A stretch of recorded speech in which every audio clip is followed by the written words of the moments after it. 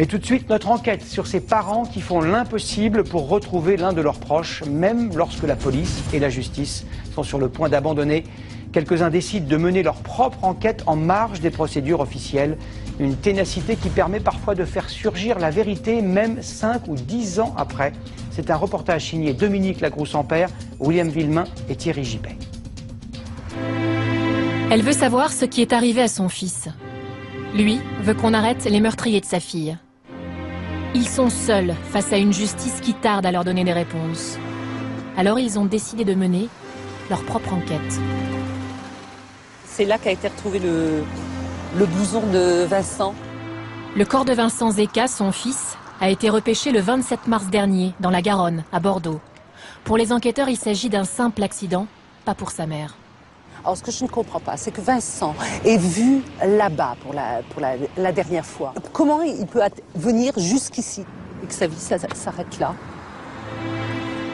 Voici les dernières images de Vincent. Il avait 19 ans, il était étudiant en droit à Bordeaux. Comme lui, 5 autres jeunes hommes ont été retrouvés noyés dans la Garonne en moins de 2 ans. Pour la justice, toujours des accidents. Mais une mère a décidé de reprendre l'enquête et Sylvie Zeka a de l'expérience. Elle a été capitaine de police pendant plus de 10 ans.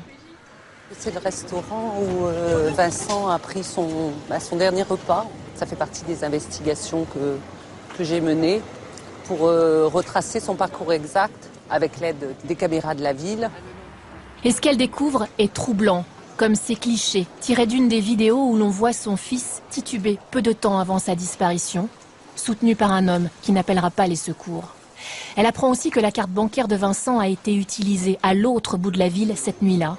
Pourtant, pour la police, la thèse de l'accident tient toujours. Qu'est-ce que vous attendez de la justice et des enquêteurs? Qu'elle se mette au travail. Son avocat est le premier à la soutenir dans sa démarche. Elle a raison de faire sa propre enquête? Oh oui, oui. Pourquoi? Parce qu'il y aura au moins une enquête, la sienne.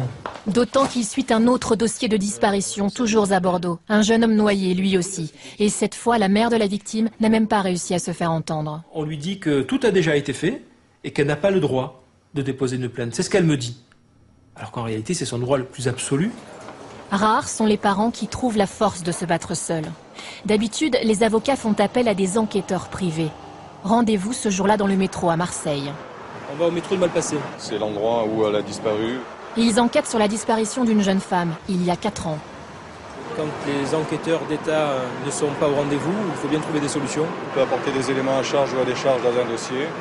Et effectivement, la police et la justice n'ont pas toujours les moyens de faire des enquêtes sur tous les dossiers qu'on leur confie. Parfois, les enquêtes deviennent trop longues. Et le risque, c'est que certains parents n'aient plus la force d'attendre. Jackie Kulik espère depuis 11 ans la vérité sur le meurtre de sa fille Élodie, une affaire toujours en cours. Il décortique chaque jour les pages du dossier. J'ai toujours au moins 3 mois de retard par rapport aux enquêteurs, mais je passe derrière eux. Il est parfaitement conscient d'être en permanence sur la ligne jaune. J'ai toujours dit, vous savez, si je veux les trouver, c'est pas pour les embrasser, hein. Vous vous doutez bien que s'il y en est un qui me tombe dans les mains, ils n'ont pas fait de cadeau à ma fille, je leur en ferai pas. Hein. Malgré tout, Jackie Kulik continue à faire confiance aux enquêteurs. Il y a quelques mois, l'un des agresseurs de sa fille a même été identifié. Pour cet ancien magistrat, il est indispensable de laisser du temps à la justice et de ne surtout pas se substituer à elle. Il y a des règles de droit posées par la société. Si on ne respecte pas ces règles de droit, c'est le Far West. Et le Far West, c'est le danger permanent. Même si ces enquêtes privées restent marginales, elles ont permis de faire avancer certaines affaires, parfois même de les élucider.